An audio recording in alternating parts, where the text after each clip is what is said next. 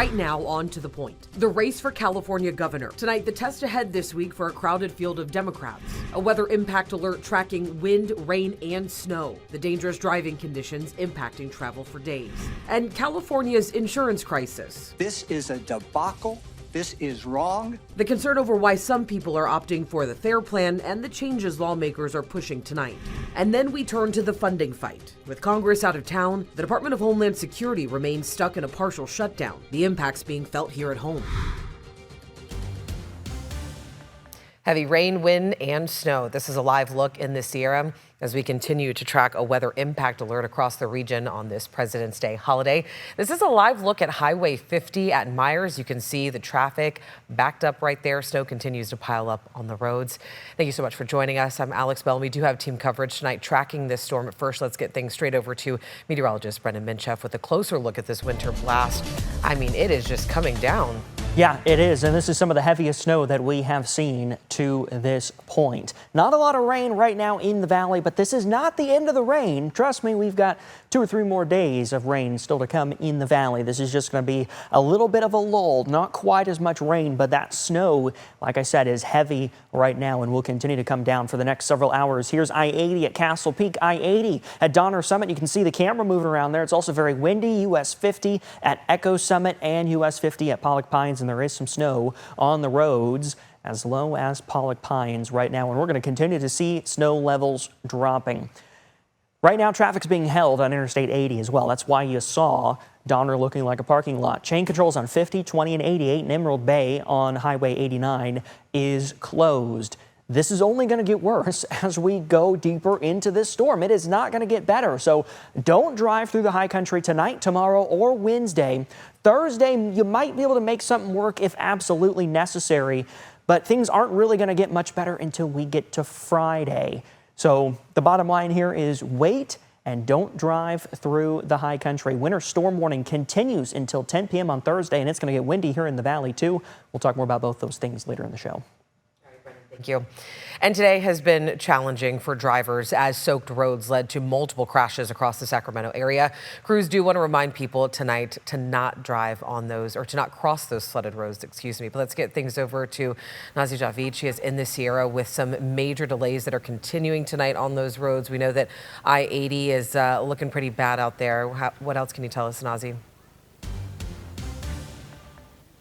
Yeah, Alex, truly, to your point and Brendan's point, Highway 80, you might as well have called it the Hot Mess Express. I mean, it was just terrible on the road out here. We are in Nyack and the snow is coming down, but I got to tell you, when we got on the road, that rain was coming down. It was very heavy, a lot of ponding, a lot of slipping along the highway, and a lot of truckers, dozens of big rigs parked along the side of the highway, and that is because the further you went, then came the snow. We first saw the first snow about 3,000 feet, and it was that slushy type of snow that wasn't sticking. And then as we got further to this area, the snow was sticking, the ground is covered, and I'm telling you, it was a treacherous drive, and we didn't even want to go any further because of how difficult it was out here. We saw many slip outs. We saw tow trucks pulling vehicles off the highway. CAL FIRE was on the roadways. CHP was stopping multiple times throughout the highway to help drivers. There were chain checks along the way as well, and there were assistants that were stopped along the side of the road helping people put chains on their vehicles. And a lot of these people, Alex, they were not dressed for this weather. So to hit that point home, truly, do not get on the road unless you absolutely need to. But if you need to, critical to remain prepared.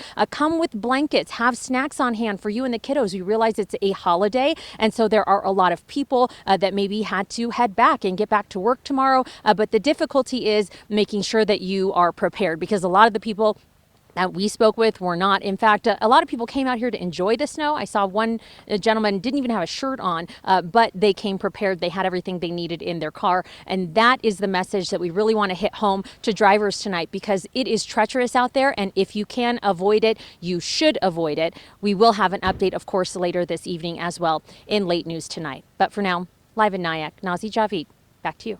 All right, Nazi, thank you. And as you can see, she's prepared. She has on the right jacket, the right gloves. You always need to keep something in the back of your car. And all right, for the latest updates on weather conditions where you live, you can always download the free ABC 10 app.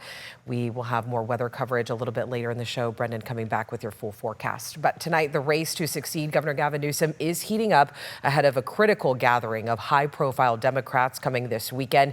ABC 10 State Matters political reporter Jenny Huh has the state of the race. Nobody really that has broken from the pack. Different candidates who have popped up and been flavor of the month. The race to succeed Governor Gavin Newsom remains a crowded 24 candidate field. These 9 Democrats at the top of the list, with San Jose Mayor Matt Mahan being the newest to the pool. Riverside Sheriff Chad Bianco and former Fox News host Steve Hilton, the leading Republicans. It's happened before where you have a lot of candidates from one party splitting the vote, and you have the minor party actually making it into the runoff. Democratic data analyst Paul Mitchell believes the vote could be split so much it'll make room for a Republican or Republicans to advance to the November general election under California's top 2 system. Mitchell did the math via thousands of hypothetical situations on his online simulator. 10% of those scenarios end up Republican versus Republican. The vast majority, like 80% of those scenarios, end up being a traditional Democrat versus Republican. In November, if it's a Democrat versus Hilton or Bianco, Democratic and Republican strategists say, if that happens, the Republican probably has zero chance of winning. Both running kind of far to the right. And I think that in California, what that means is, another 20 to 30 point loss for Republicans in November. Tim Rosales is representing Republican gubernatorial candidate John Slavitt. If the Democratic vote is overly split, boxing out Democrats and Bianco and Hilton face off in the runoff. In November, in a very blue state, to not even have a Democrat make it on the ballot would be kind of shocking. Mitchell warns there could even be down-ballot implications. If Democratic voters don't see a Democratic gubernatorial candidate at the top of the ticket, they may not vote. All this ahead of the California Democratic Party State Convention this weekend, which is an opportunity for the party to consolidate behind a candidate. The bar is too high to get that endorsement with the crowded field, so the party probably won't weigh in. And on the GOP side, Hilton and Bianco are no longer playing nice with each other, a shift showcasing the move towards intra-party consolidation. Jenny Huh, ABC 10. And analysts say that money will also be the name of the game. So far, billionaire Democrat Tom Steyer has spent more than $27 million per campaign finance filings. And I also want to mention that ABC 10's Jenny Huh will join me in San Francisco this Friday through Sunday for the California State Democratic Party Convention in San Francisco. We will bring you team coverage as the party chooses who they plan to endorse in major races. Again, that coverage starts this Friday. Tonight, with Congress out of town, a deadlock over funding. The Department of Homeland Security continues with little progress in negotiations. Funding lapsed over the weekend as Democrats and Republicans debate immigration reforms. And Border Czar Tom Homan says freezing funding for the Department of Homeland Security will not impact the Trump administration's immigration enforcement operations. The immigration mission, the reason why President Trump was elected to be president, continues. Senate Democrats withheld support of a funding package after the shooting deaths of Alex Preddy and Renee Good by federal immigration agents in Minneapolis last month. They are asking for reforms. We have a rogue agency. Why don't we rein them in? That's what the American people are asking Republicans. And Democrats are calling for tighter parameters around search and arrest warrants and requiring immigration and customs enforcement agents to wear body cameras, remove masks, and show IDs. Republicans note ICE is already funded by last summer's so-called Big Beautiful Bill and that other DHS agencies will feel the shutdown's brunt, and this also includes the TSA. We know that hundreds of TSA workers across both Sacramento International Airport and Stockton Metropolitan Airport are once again working without pay. Many went over a month without pay during the government shutdown in October and part of November. The union representing local TSA workers say that they are frustrated by the latest partial shutdown and share this message for Washington lawmakers. Short term, find a solution and get this resolved. Long term, if you're going to continue doing things like this, find a way to do it so that people, not just TSA officers, but other federal employees who are considered essential, will continue to be paid and not be held hostage. Mudrock adds that he is proud of the TSA workers continuing to perform their essential duties during these difficult times and would like to see this resolved as soon as possible. Still ahead onto the point, the California Fair Plan's impact on the insurance crisis, why leaders are pointing to progress but say that more still needs to be done. And Governor Gavin Newsom continues his trip overseas. Tonight, why he's talking about California's climate. And we've still got more than half the storm to go. Wind advisory in the valley through 10 p.m. Thursday. Winter storm warning in the high country through 10 p.m. on Thursday. And we're talking very low snow levels, less than 1,000 feet. I've got the forecast on the other side of the break. But first, another headlines tonight. A shooting at an ice rink in Rhode Island left 2 people dead and at least 3 others hurt. It happened during a hockey game. Police said the shooting appeared to be related to a family dispute. One of the victims was a young girl. Investigators say the gunman died of a self-inflicted gunshot wound. It is never too late to do the right thing. Today's show host Savannah Guthrie took to Instagram over the weekend, speaking directly to whoever may be responsible for her mom, Nancy Guthrie's disappearance. The FBI is analyzing DNA from a glove found near Nancy Guthrie's home that appears to match the glove worn by the person seen in doorbell camera video. Investigators also say they are consulting with Walmart to develop leads because the backpack seen in the video is sold exclusively at their stores. And Oscar-winning actor Robert Duvall has died at age 95. According to a statement sent on behalf of his wife, Duvall died peacefully at his home in Virginia on Sunday. Duvall had an acclaimed screen career that spanned 6 decades. He was best known for The Godfather, Apocalypse Now, and many other tough guy roles. All right, a lot has been happening with our weather. Let's get things over to meteorologist Brendan Minchef. What are you tracking for us tonight? Big winter storm, the coldest storm of the year by far. Very low snow levels will be seen by the time we get to Wednesday morning, especially. I mean, this whole storm is going to have low snow levels, but sub 1,000 foot snow levels are likely on Wednesday morning. We'll get to that in just a second. Here's what we've had over the last 6 hours. Increasing amounts of snow, lowering snow levels. And although right now we're seeing a little bit of a break in some of that rain, it's not the end of the storm even in the valley. We've already had about 1.5 inches to 2 inches of rain in the valley, and we are still looking at another 1.5 inches to 2 inches over the next couple of days in the valley. Here's a live look across the high country. I-80 Castle Peak, I-80 Donner Summit, US 50 at Echo Summit, and 50 at Pollock Pines. You can't see anything on the Pollock Pines camera right now, but notice how it's a parking lot across the high passes. There's Pollock Pines. We've got a lot of snow here, and traffic is being held across the high passes of I-80 right now. So there's a traffic hold on 80. 50 is chains right now, but we've had on and off holds on 50 due to some avalanche control at Echo. State Highway 20 is closed. 88 is on chain controls, and 89 through Emerald Bay is also closed. This is only going to get worse as this storm continues. So don't drive in the high country tonight, tomorrow, or Wednesday. Thursday, if necessary, you might be able to get a trip in. But that's not a guarantee either. Friday, things will start to get better, but in the immediate future here, travel through the high country is completely discouraged because it may also be completely impossible for the next 36 to 48 hours. Overnight tonight, valley showers, but mostly Sierra snow. We're going to be about 15 degrees in the high country. Tuesday afternoon, that storm continues. Rain in the valley, snow in the high country, and it's cold too. 40s and 50s in the valley, 20s up in the Sierra. Here's what Futurecast looks like as we go through the rest of this evening. Again, not a whole lot of rain, scattered showers. This is 2 o'clock in the morning now. Snow continues. The next round of rain pushes in by the time we get towards the Tuesday morning commute. This is 10 o'clock in the morning tomorrow, and notice how low that snow is. Could even see a little bit of snow down through the mother lode. Also look up towards Lake County here, and Clear Lake could see a little bit of snow up in northern Lake County. At times, it'll be rain-snow mix at Clear Lake. Tuesday afternoon, continuing to see rain and snow, and as we roll into Wednesday, although briefly a little bit of a pause in the storm, another round comes in later in the day on Wednesday and into Thursday, and you'll see that there on the models, and we'll continue to see very, very low snow levels Wednesday morning and once again on Thursday morning. So again, a long duration storm, travel's highly discouraged. You look at the model rain, model snow, still a lot of snow to come in the high country, very low snow levels here. I mean, Clear Lake could even end up with a few inches of snow and about another 1 to 2 inches of rain in the valley. A little bit of a closer look at some of these snow totals. We're talking low snow, couple inches down at Sonora, definitely not out of the question. Weather impact alert continues through Thursday, couple days break, and we may have yet another storm after this one. Alex. All right, Brendan, thank you.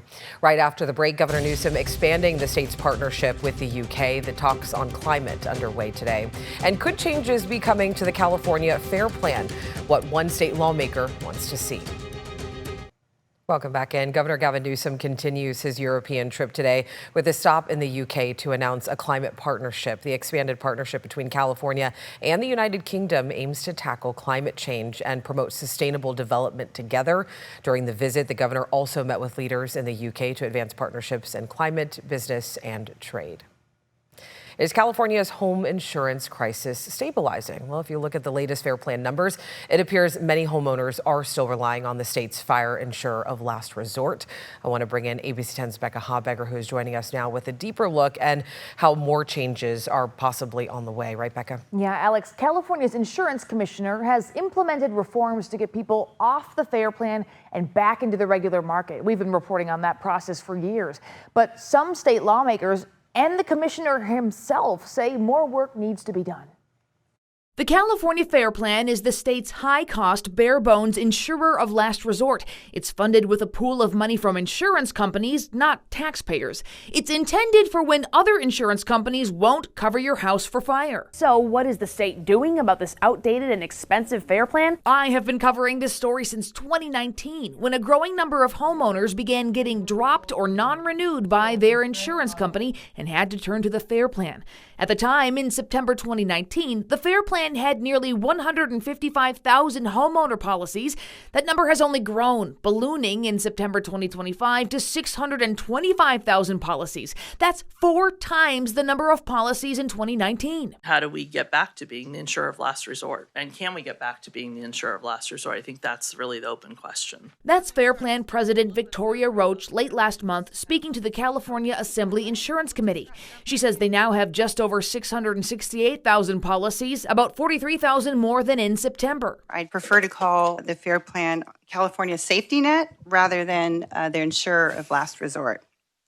Because I feel like the Fair Plan is no longer the insurer of last resort. Lawmakers and lobbyists alike expressed concerns that some homeowners are opting for the Fair Plan in some lower risk areas because it's less expensive than policies offered by insurance companies in the regular so-called admitted market. Let's be reasonable. This is a debacle. This is wrong. We need to take care of the admitted market. You cannot depopulate the Fair Plan when somebody can go to the Fair Plan policy, maintain the Fair Plan policy for 30, 40 years because it is cheaper. Roach agrees. Our role is not to compete or replace admitted carriers. Last year, the Fair Plan filed a request with the California Department of Insurance to raise rates an average of 35.8%. That request is still pending. It comes as many fixed income homeowners on the Fair Plan say their rates already feel unaffordable.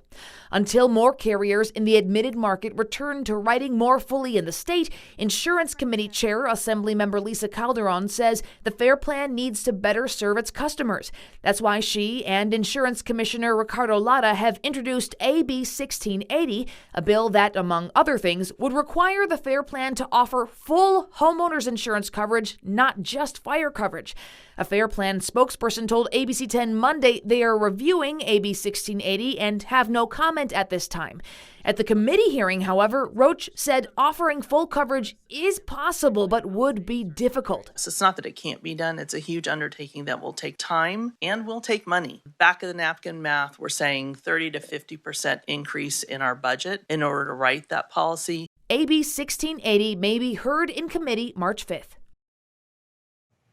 Fair Plan data show while the number of policies is still growing, the pace of growth slowed slightly last year compared to 2024. The plan's president says she thinks a lot of that is because we're not seeing the bulk non-renewals that were coming out from the admitted market in recent years. We'll continue following these developments. Alex. All right, Becca, thank you. And right after the break, we're going to have one last check of conditions up in the Sierra for you.